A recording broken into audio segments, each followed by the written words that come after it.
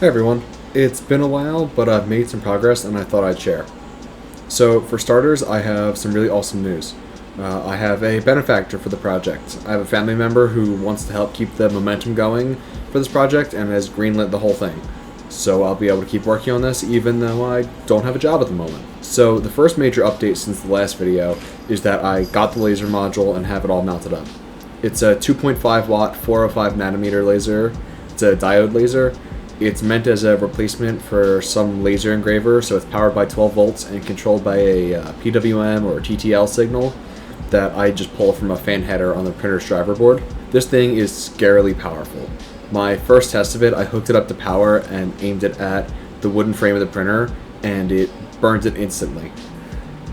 It would definitely do some damage to your eyes, so I have laser safety goggles, and I lock my cat in a different room when I'm using it. This is one laser dot he really doesn't want to chase. So I've gotten some comments about how I'm not using a heated build chamber, so I thought I'd address that now.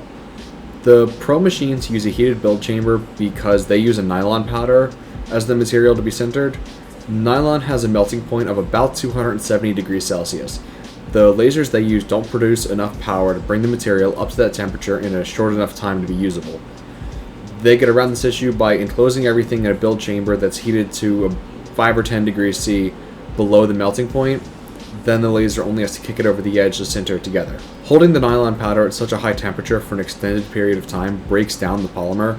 This means that all of the unused powder from the print has to be thrown away. This is a little too wasteful in my opinion, so I'm getting around this issue by not using nylon. I'm using PLA powder. PLA is the most common plastic used by FDM or filament-based printers.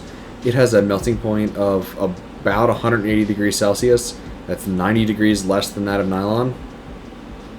And in my experiments, the laser can melt a hole straight through the printed build plate in about a second. So I'm pretty confident that it can do what I need. So a few weeks back, around the time I published the last video, I ordered the PLA powder from a seller on AliExpress. It finally arrived this week, and I've been able to do some tests with it. Unfortunately, I've hit a bit of a snag. The powder is pure white. This means that it does not absorb much, if any, energy. Instead, it reflects it all out. This goes back to basic physics, and is the same reason you wear dark clothes in the winter and light ones in the summer. I've just spent some time researching either a way to dye the powder or ways to grind up my own. This is the sort of stuff we discuss on the Discord server. There's a link to join down in the description. We have some great conversations over there, and it's a great place to talk about the problems that I'm running into or just talk with like-minded people. I highly recommend joining it if you are interested in this kind of stuff. So, this is a much shorter video than normal, but that's about all the work I've done in the last couple of weeks. Most of the time has been just waiting for stuff to be delivered.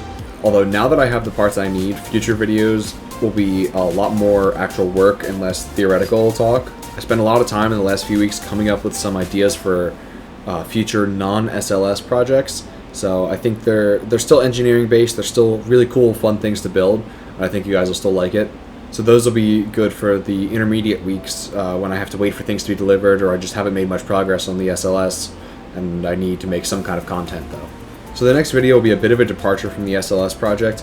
I need a little bit of a mental break to do some research and a little bit of experimentation on it. As another benefit, it means you won't have to wait another month and a half until my next video. So that's good. Alright, so that's about all I've got for you for this video. Stay tuned for next week's video. I think that one will be really cool that you guys will like a lot. But yeah, now that I have these parts, I hope that I can keep chugging along with this printer and eventually end up with something that'll be really cool. So if you like this video, do the thumbs up thing. If you didn't like it, do the thumbs down thing. If you want to follow this project and get updates as I post more videos about it, consider subscribing and doing the bell thing. If you have any ideas about the project, you can leave a comment down below. I'll try to read those. But the best place to reach out, the best place to get in touch is actually through the Discord. Like I said, there's a link to that down in the description. That's the best place to talk to me because that's the best place to voice your ideas about this project. So we have some great conversations in there. It's really definitely worth checking out.